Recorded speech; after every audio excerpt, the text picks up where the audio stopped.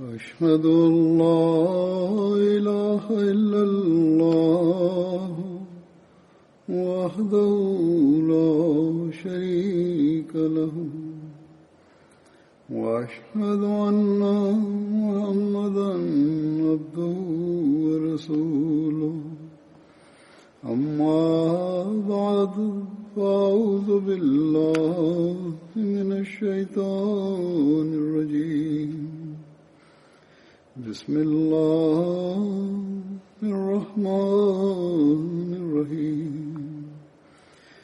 الحمد لله رب العالمين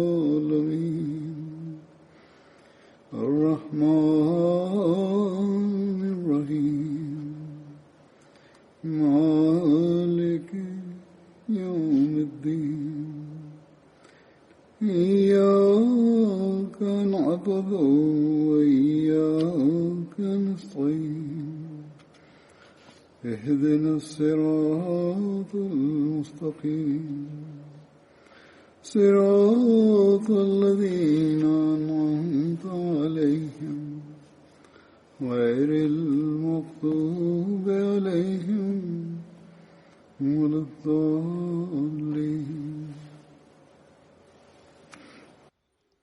Hazrat Amirul Mu'minin Mwenyezi Mungu amsaidie sana anasema, leo nitamzungumzia sahaba mmoja wa Badr aitwaye Hazrat Khabab bin Arat radhiyallahu anhu. Hazrat Khabab radhiyallahu anhu alitokana na kabila la Banu Saad bin Zaid. Jina la baba yake lilikuwa Arat bin Jandala.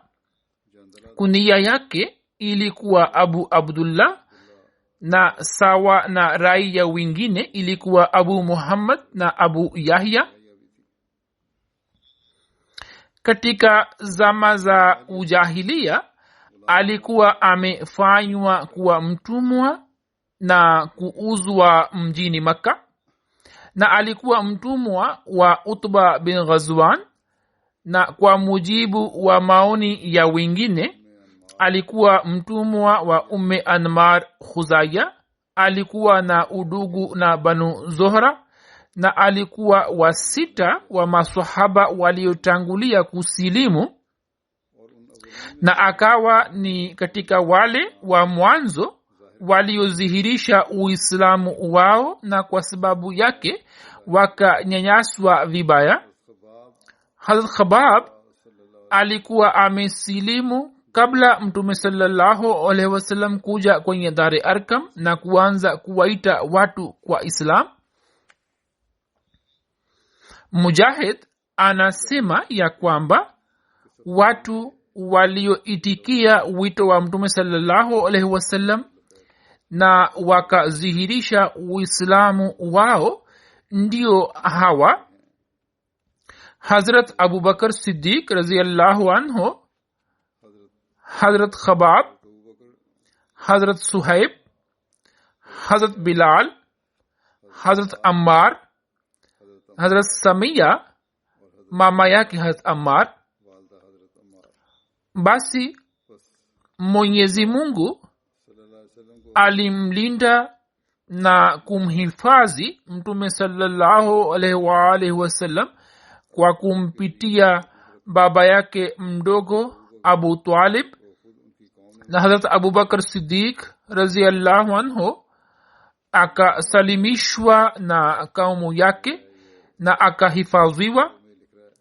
Khalifa mtukufu ayyadahullahu ta'ala anasema ya kwamba ijapokuwa mwandishi huyo ameandika jambo hilo akiwa na mtazamo wake fulani, lakini labda hakuwa na kumbukumbu kichwani ya kwamba Mtume sallallahu alaihi wasallam mwenyewe hakuweza kusalimika na zulma zilizofanywa na washirikina wa Makka. Na hata Hazrat Abu Bakr Siddiq radhiyallahu anhu hakuweza kujiokoa. Historia ni shahidi juu yake ya kwamba hata hawa wakafanyiwa dhuluma za aina aina, bali wakateswa pamoja na Hazrat Abu Talib. Kisha mwandishi huyo anaandika ya kwamba watu wengine wakavishwa nguo za chuma. Mtu huyo anaandika kwamba watu hawa walisalimika, lakini kama nisemavyo kwamba huu ni mtazamo wake tu, kwa sababu historia inasema kwamba Mtume sallallahu alaihi wasallam hakuweza kusalimika na zulma za washirikina. Lakini mwandishi huyo anaandika kwamba watu wengine walivishwa nguo za chuma na wakaunguzwa chini ya joto kali ya jua, na kwa uwezo waliojaaliwa na Allah wakavumilia joto ya jua na chuma moto. Shabi anasema ya kwamba Hazrat Khabab akasubiri sana, wala hakukubali jambo la makafiri la kukataa kwa Islam. Hapo watu hawa wakamwekea juu ya mgongo wake mawe moto hadi ngozi zake zikachomeka vibaya kwa moto. Riwaya hiyo ni ya Usudul Ghaba. Tukio moja la Hazrat Khabab litokalo wakati aliposilimu Hazrat Umar radhiyallahu anhu, Mirza Bashir Ahmad Sahib akilieleza tukio hilo anasema hivi katika kitabu chake cha Sera ya Khataman Nabiyyin: siku chache tu zilikuwa zimepita juu ya kusilimu kwa Hamza radhiyallahu anhu, ya kwamba Mwenyezi Mungu aliwajaalia Waislamu furaha nyingine, yani Hazrat Umar aliyekuwa bado kati ya wapinzani wakali alisilimu. Kisa chake cha kusilimu kinavutia mno. Wapo wengi watakaokuwa wamekisikia na kukisoma, lakini maelezo yake kama alivyoyaeleza mimi pia na yaeleza hapa, ambayo ni muhimu ya kueleza kwa ajili ya historia yake. Hazrat Umar radhiyallahu anhu alikuwa na tabia kali, lakini kutokana na uadui wa Islam alikuwa amezidi mno katika ukali wake. Hivyo kabla ya Islam, Umar kwa sababu ya Uislamu wao alikuwa akiwauzi sana Waislamu wanyonge na maskini, lakini pale ambapo alipochoka kwa kuwapa adhabu na hakuona dalili yoyote ya kurejea kwao katika dini yake, akapata wazo kuwa kwa nini asimmalize yule aliye chanzo cha fitina hii, yani Mtume sallallahu alaihi wasallam, Mungu apishe mbali. Akiwa na wazo hilo, akatoka nyumbani na upanga wake na kuelekea kumtafuta Mtume sallallahu alaihi wasallam. Njiani mtu mmoja alipomwona akienda na upanga mkononi mwake, akamuuliza, Umar, unakwenda wapi? Umar akasema, naenda kummaliza Muhammad.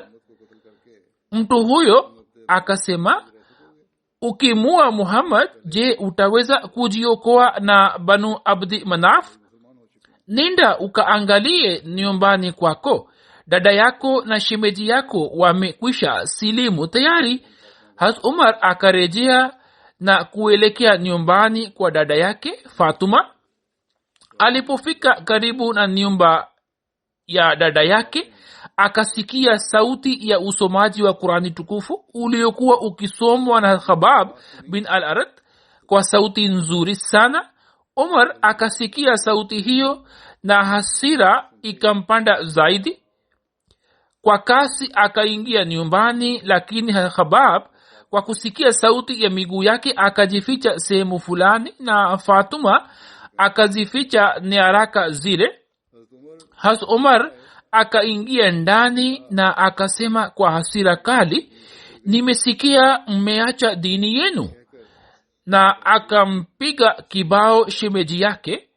Fatuma akanyanyuka kwenda kumsaidia mumewe, naye pia akapigwa na kujeruhiwa, lakini Fatuma akasema kwa ujasiri mkubwa, ndiyo Umar, tumesilimu, hivyo fanya unavyotaka kufanya, hatutaacha Islam. Hazrat Umar alikuwa na tabia kali, lakini nyuma ya ukali huo kulikuwa na huruma fulani moyoni mwake ambayo wakati mwingine ilikuwa ikionyesha rangi yake. Akamsikia dada yake na kumwona kwa kufumbua jicho lake.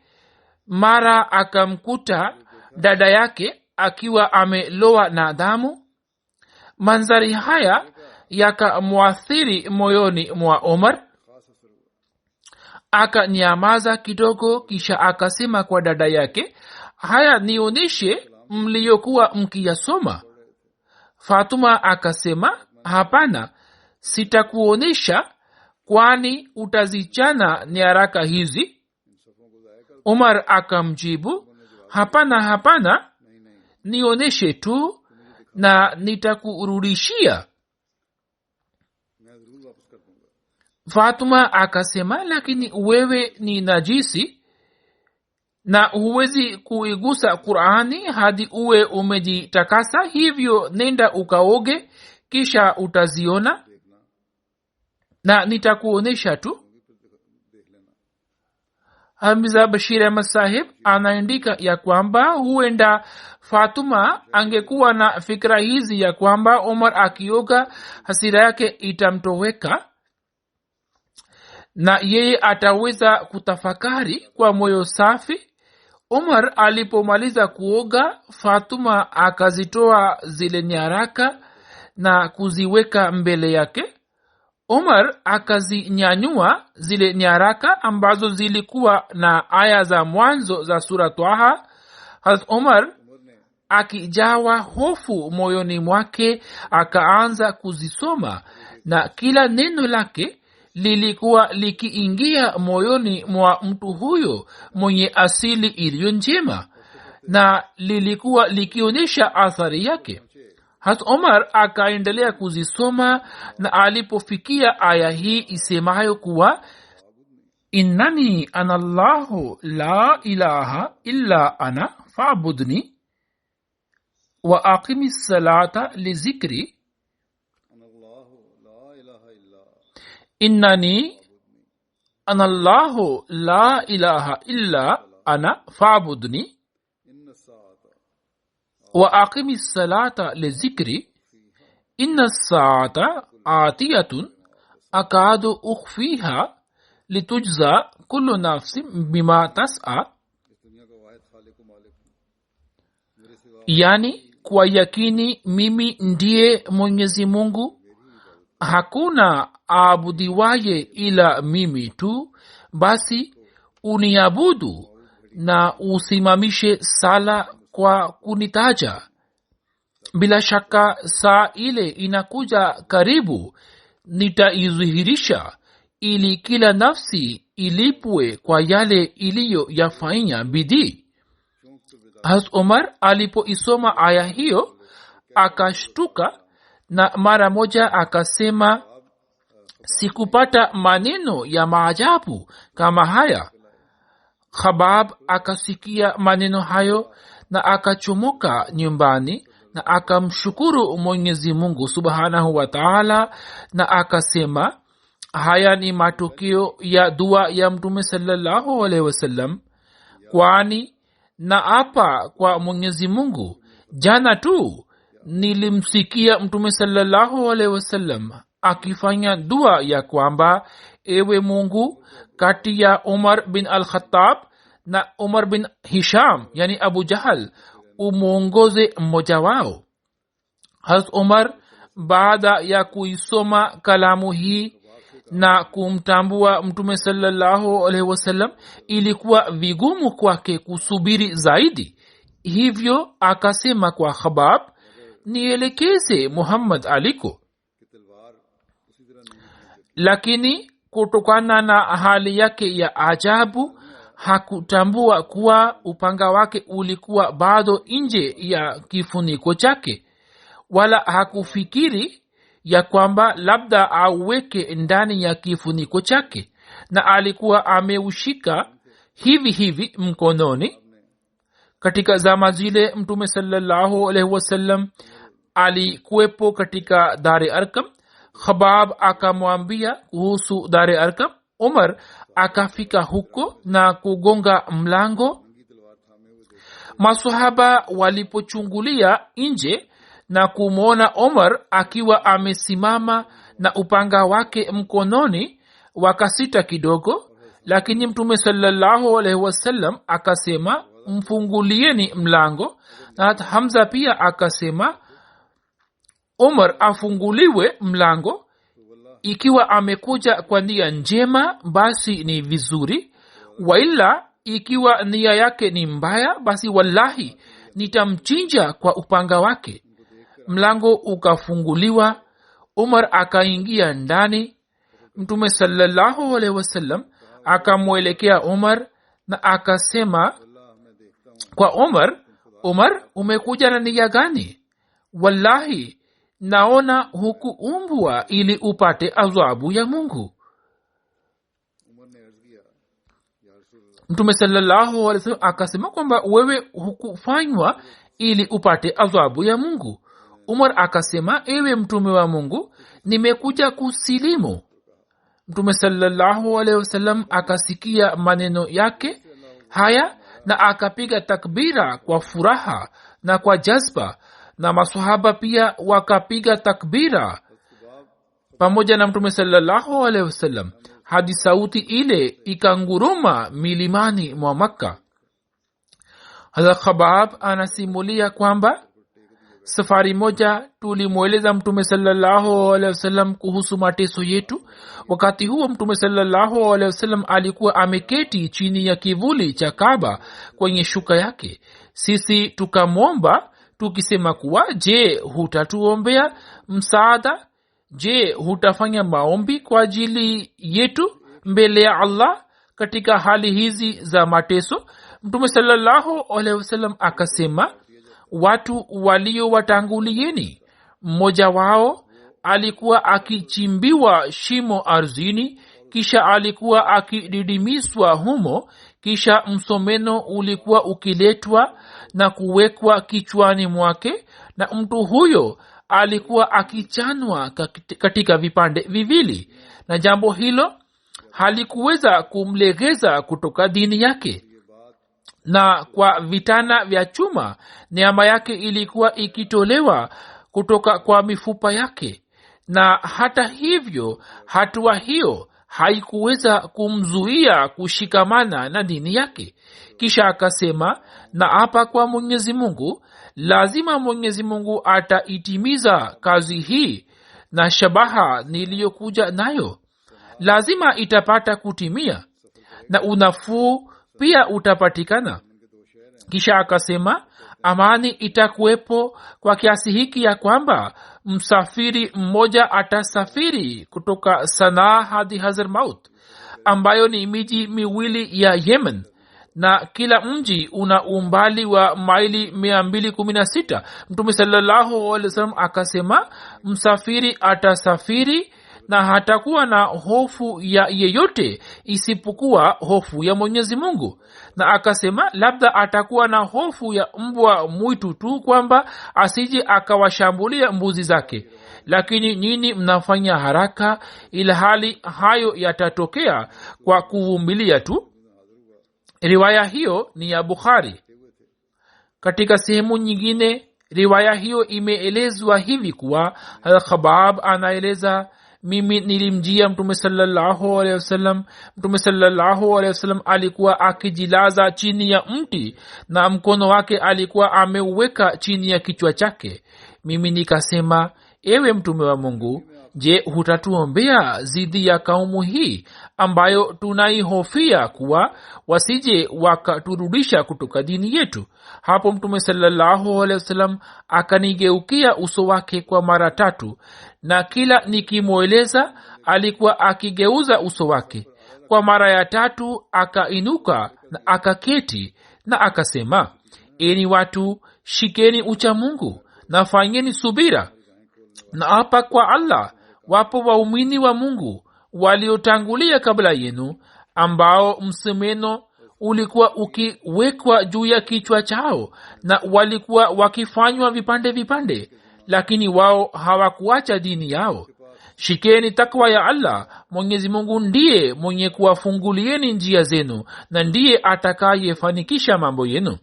Al-Khabab anasimulia kuwa mimi nilikuwa fundi chuma na nilikuwa namdai As bin Wail. Nikamwendea kuomba hela yangu. Yeye akaniambia kuwa sitakurudishia hela yako hadi umkatae Muhammad na utangaze kuwa najiondoa kutoka bayati yake.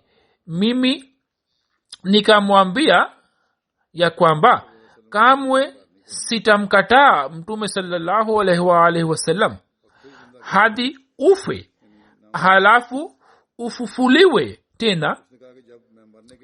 Yani hilo ni jambo lisilowezekana kabisa. Yeye akasema basi baada ya kufa nitakapofufuliwa tena na nitakuja kwa mali na watoto wangu, ndipo nitakurudishia mkopo wako. Na akakataa katakata kwamba sitakupa. Hazrat Khabab anasema ya kwamba kuhusiana na hilo aya hizi ziliteremka kuwa afaraita alladhi kafara biayatina wa qala la utayanna malan wa walada attala al-ghaiba am ittakhadha inda ar-rahmani ahda kalla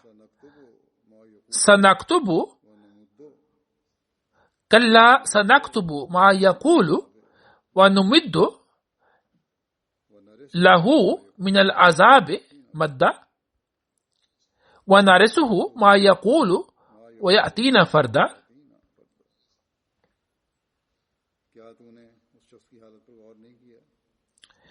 Je, umemwona yule aliyezikataa aya zetu na akasema kwa hakika nitapewa mali na watoto?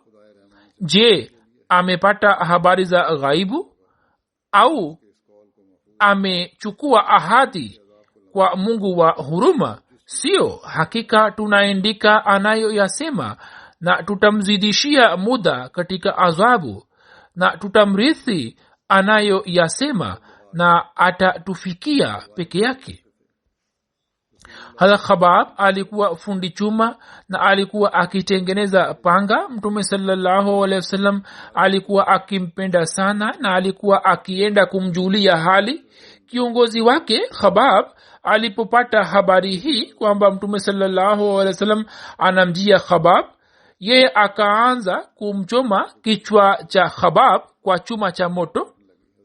Alikuwa akifanya kazi ya chuma, hivyo mama huyo akaanza kumchoma kichwani mwake na chuma cha moto. Hazrat Khabab akamshtaki mama huyo kwa Mtume sallallahu alaihi wasallam. Hapo Mtume sallallahu alaihi wasallam akasema, ewe Mungu umsaidie Khabab.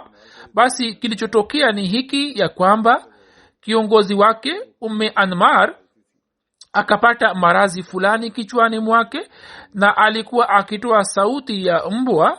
Akashauriwa na madaktari kwamba ili kichwa chake kichomwe na chuma cha moto. Hivi Khabab alikuwa akichoma kichwa chake kwa chuma cha moto, na hivyo mama huyo akapata adhabu ya Mwenyezi Mungu. Abu Laila Kindi anasema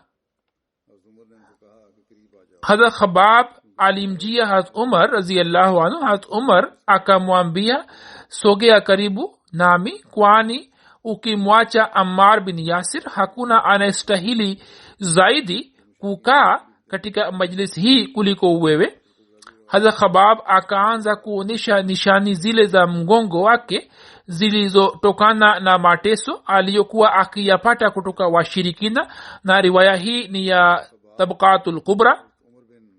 Katika sehemu nyingine riwaya hii imeelezwa kwa maelezo zaidi. Shabi anasimulia ya kwamba Hazrat Khabab alimjia Hazrat Umar bin Khattab. Hazrat Umar akamkalisha kwenye kiti chake na kusema, katika dunia hii wewe unastahiki zaidi ya kukaa katika majlisi hii isipokuwa mtu mmoja mwingine. Hazrat Khabab akamuuliza, ewe Amirul Mu'minin, mtu huyo ni nani? Hazrat Umar akasema, huyo ni Bilali. Hazrat Khabab akasema kwa Hazrat Umar, ewe Amirul Mu'minin, yeye hastahili zaidi kuliko mimi, kwani Bilal alipokuwa akinyanyaswa na washirikina alikuwa akimpata msaidizi yeyote aliyekuwa akimwokoa kidogo, lakini mimi nilikuwa sina yeyote ambaye angenilinda na kunihifadhi. Siku moja nikajikuta katika hali hii ya kwamba watu wakanikamata, kisha wakaniwashia moto na wakanitia humo. Khubab anasema kwamba siku moja nilijikuta katika hali hii kwamba watu wakanikamata na wakaniwashia moto na wakanitia kwenye moto ule na wakanilaza kwenye mkaa wa moto, kisha mtu mmoja akaniwekea juu ya kifua changu mguu wake. Hapo mgongo wangu ndio uliopoza moto huo. Kisha akaondoa mgongoni nguo zake. Mgongo wake ulikuwa mweupe kama unavyokuwa ugonjwa wa ukoma. Yani waliponilaza juu ya mkaa wa moto, kitu kilichopoza mkaa ule kilikuwa ngozi yangu na mafuta yangu tu yaliyoyeyuka na kupoza moto ule. Kisha ipo riwaya nyingine iliyosimuliwa na Shaabi isemayo, Umar bin Khattab alimuuliza Hazrat Khabab kuhusu mateso aliyokuwa akiyapata kutoka washirikina. Ye akasema, ewe Amirul Mu'minin, angalia mgongo wangu. Hazrat Umar akaona mgongo wake na kusema, sijawahi kuona mgongo wa namna hii. Hazrat Khabab akasema kuwa moto ulikuwa ukiwashwa na mimi nilikuwa nikibururwa juu yake, na hakuna kitu kilichokuwa kikiupoza moto huo isipokuwa mafuta ya mgongo wangu. Musleh Maud radhiyallahu anhu kama alivyoeleza kuhusu Khabab radhiyallahu anhu ni hivi. Huzur anasema, ikumbukwe ya kwamba watu waliomwamini Mtume sallallahu alaihi wasallam na wakateswa vibaya zaidi walikuwa watumwa. Hivyo Khabab bin al-Arat alikuwa mtumwa mmoja aliyekuwa fundi chuma. Yeye katika zama za awali kabisa akamwamini Mtume sallallahu alaihi wasallam. Watu walikuwa wakimuuzi sana hadi wakitoa mkaa kutoka tanuru yake walikuwa wakimlaza juu yake na walikuwa wakimwekea juu ya kifua chake mawe mazito ili asiweze kutikisa mgongo wake. Na malipo ya kazi yake aliyokuwa akiwadai watu wakakataa kumpatia. Lakini pamoja na kutokea hasara zote za mali na nafsi, hakulegea hata kidogo na akasimama kidete. Alama za mgongo wake zikabaki hadi uzeni. Hivyo katika ukhalifa wa Hazrat Umar radhiyallahu anhu, Khabab alipoeleza kuhusu mateso haya na Hazrat Umar akamwambia ili aoneshe mgongo wake, Khabab alipoondoa nguo kutoka mgongo wake, alama fulani zikaonekana mgongoni kama zinavyokuwa alama za ugonjwa wa ukoma. Kisha Hazrat Musleh Maud radhiyallahu anhu anasema katika sehemu nyingine ya kwamba siku moja mgongo wa mtumwa muislamu wa zama za awali ulipoonekana wazi, hapo wenzake wakauona kuwa nyama ya mgongo wake ilikuwa haikufanana na nyama ya wanadamu, bali ilikuwa inaonekana kama ni nyama ya wanyama. Wao wakaogopa na wakamuuliza kuwa, wewe una ugonjwa gani?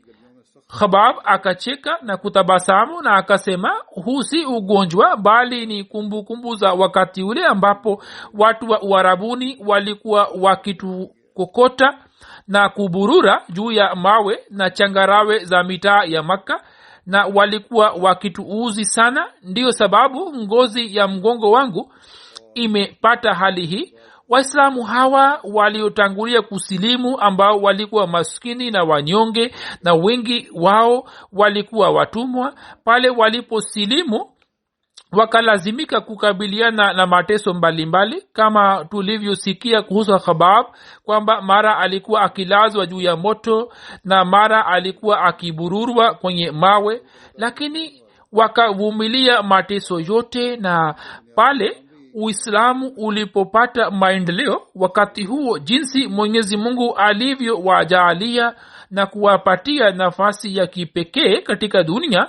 Muslim Maud radhiyallahu anhu akieleza habari hii anasema, safari moja Hazrat Umar alikwenda Makka katika ukhalifa wake. Wakuu wa mji wa Makka waliokuwa wakitokana na familia maarufu za Makka wakaja kukutana na Hazrat Umar. Wao wakafikiri ya kwamba kwa kuwa Hazrat Umar anazijua vizuri familia zetu, hivyo kwa kuwa yeye mwenyewe ni mfalme, hivyo atatukaribisha kwa heshima zote na sisi tutaweza kupata heshima ile ambayo imetoweka. Hivyo wakaja na wakaanza kuongea naye. Walipokuwa wakiongea na Hazrat Umar, Hazrat Bilal akaja katika majlis ile. Baada ya muda mfupi akaja Hazrat Khabab, na hivyo mmoja baada ya mwingine wakaendelea kuja wale watumwa waliokuwa wamesilimu katika zama za awali. Na hawa ndio watu ambao walikuwa wameisha kuwa watumwa. Hawa ndio watu waliokuwa wameishi utumwani kwa viongozi hawa na kwa mababu zao, na walikuwa wamenyanyaswa na kuzulumiwa na hawa.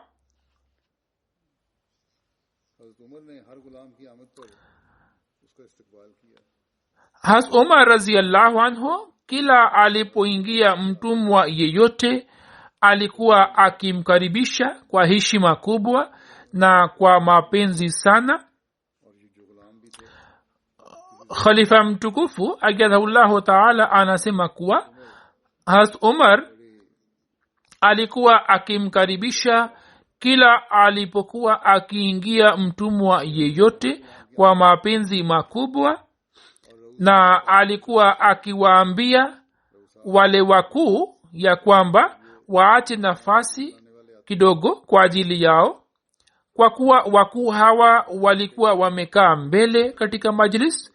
Na pale walipokuwa wakiingia Waislamu hawa wa zamani, hapo Hazrat Umar alikuwa akiwaambia wakuu wa Makka ili wasogee nyuma na waache nafasi kwa ajili ya watumwa hawa, ili watu hao wakae mbele.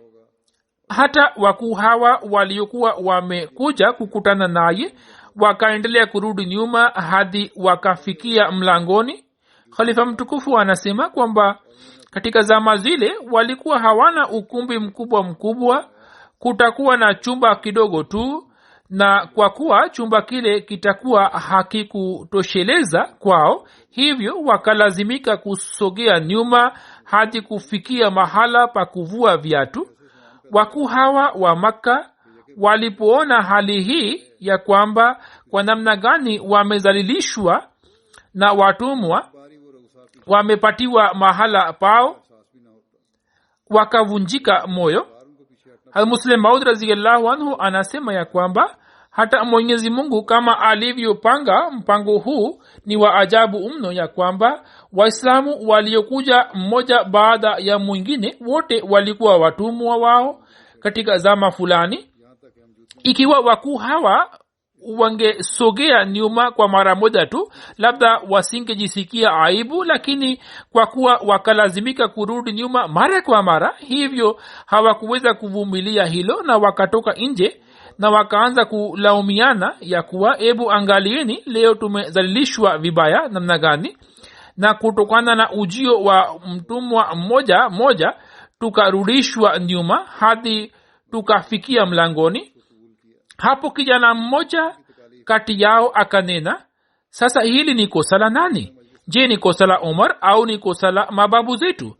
Ikiwa mtafikiri, mtaweza kujua kuwa Hazrat Umar hana kosa lake, bali hili ni kosa la mababu zetu ambalo leo tumepata fedheha yake. Kwani Mwenyezi Mungu alipotuma mtume wake, mababu zetu wakampinga, lakini watumwa hawa wakampokea na wakavumilia mateso ya aina zote kwa furaha. Hivyo ikiwa leo tumezalishwa katika majlis hii, hapo Umar hana kosa lolote, bali ni kosa letu.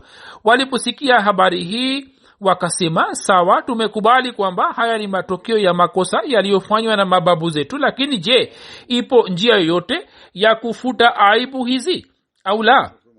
Hapo wakashauriana kwa pamoja na kusema kuwa hatujui tufanye nini, hivyo tuende tukamuulize Umar kwamba dawa yake ni nini. Hivyo wakaja kwa Umar na kusema kuwa leo kilichotokea hapa unakijua vizuri na sisi pia tunajua.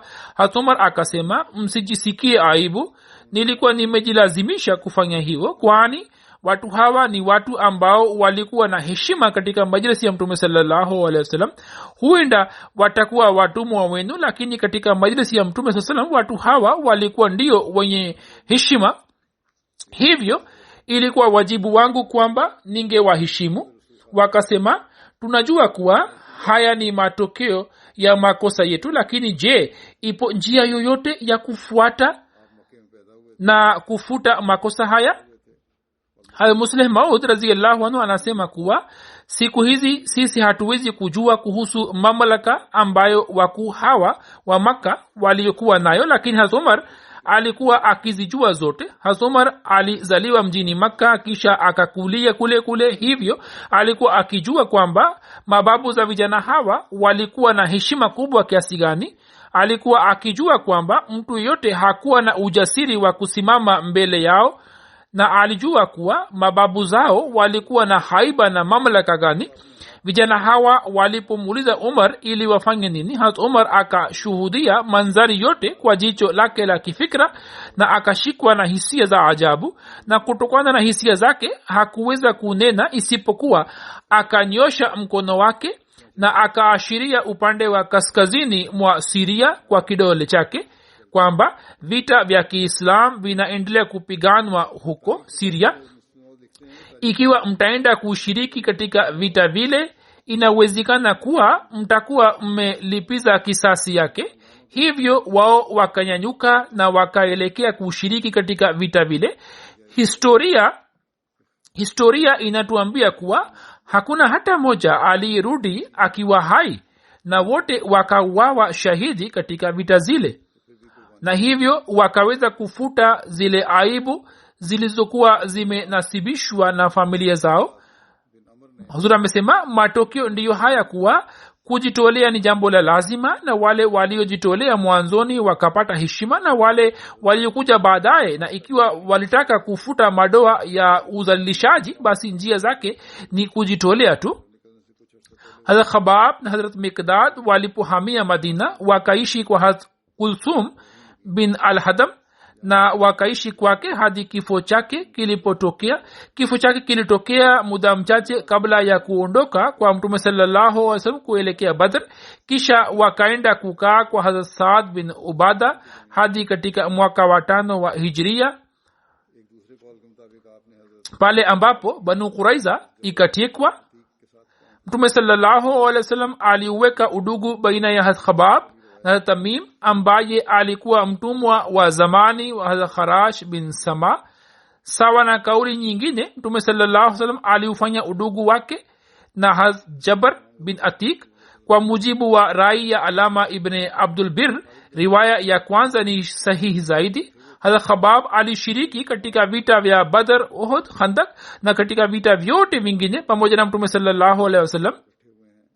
Abu Khalid anaeleza kuwa siku moja tulikuwa tumekaa misikitini. Hazrat Khabab alikuja na kukaa kwa kimya. Watu wakamwambia kuwa marafiki zako wamekuja ili uwaeleze chochote na uwaamrishe. Hazrat Khabab akasema, niwaamrishe nini? Isije ikatokea hivi ya kwamba niwaamrishe jambo fulani ambalo silifanyi mwenyewe.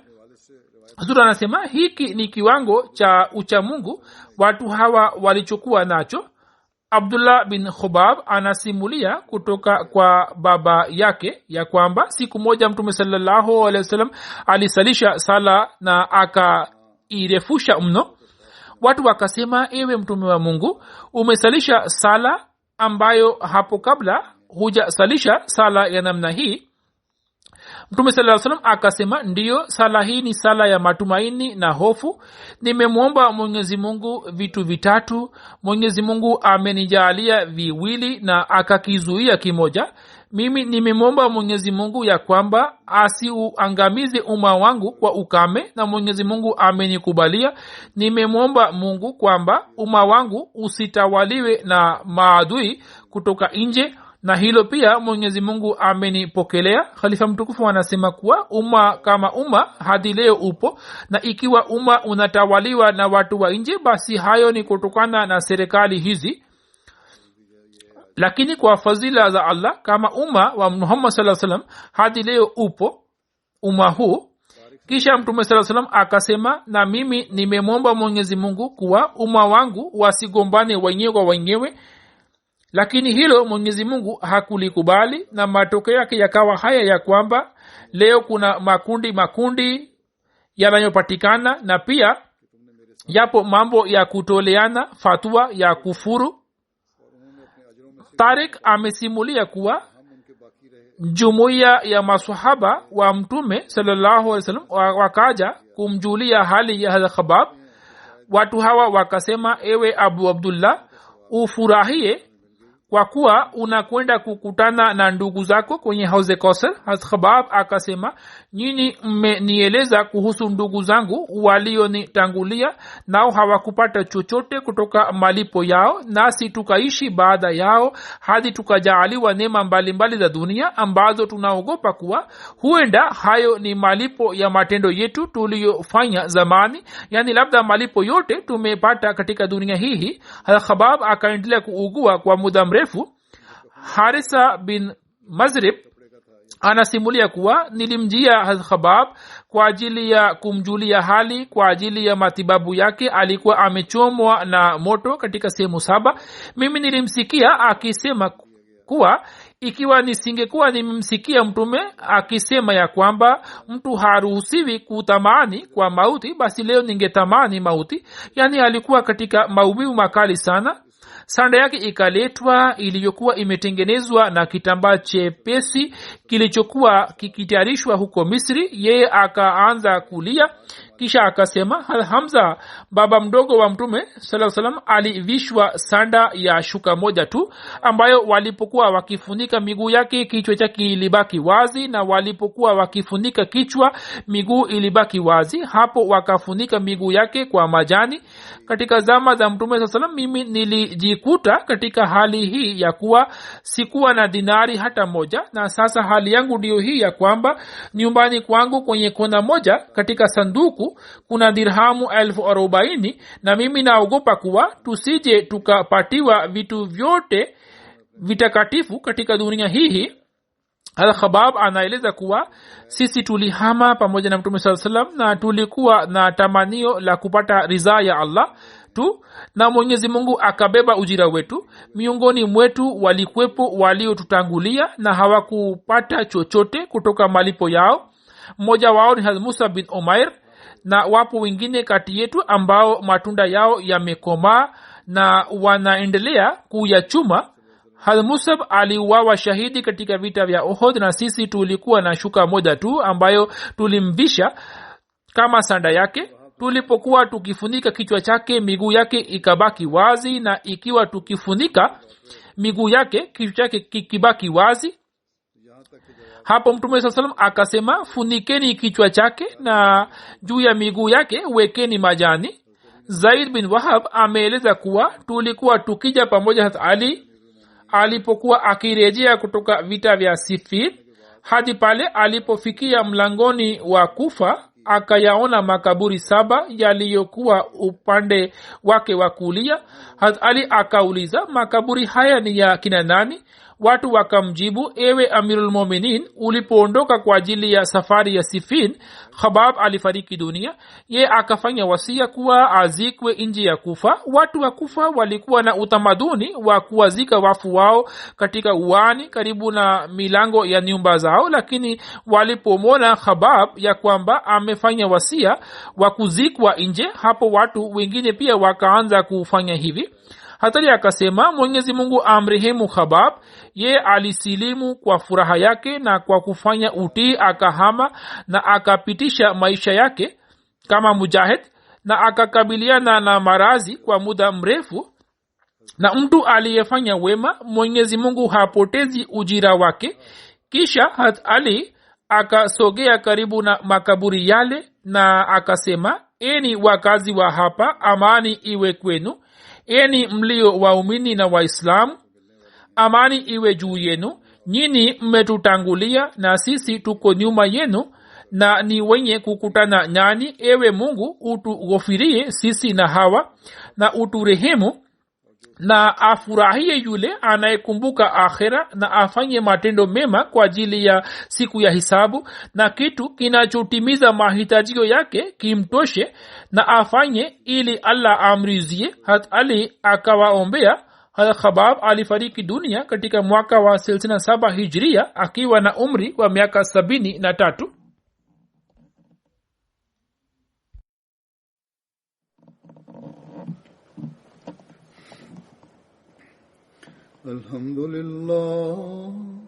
Alhamdulillah nahmaduhu wa nasta'inuhu wa nastaghfiruh wa nu'minu bihi wa natawakkalu alayhi wa na'udhu billahi min shururi anfusina wa min sayyiati a'malina.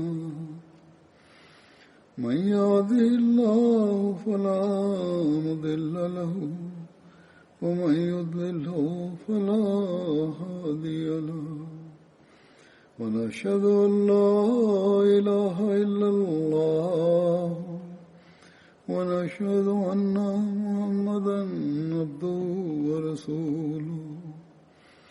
عباد الله رحمكم الله، إن الله يأمر بالعدل والإحسان وإيتاء ذي القربى وينهى عن الفحشاء والمنكر والبغي يعظكم لعلكم تذكرون. اذكروا الله يذكركم وادعوه يستجب لكم ولذكر الله أكبر.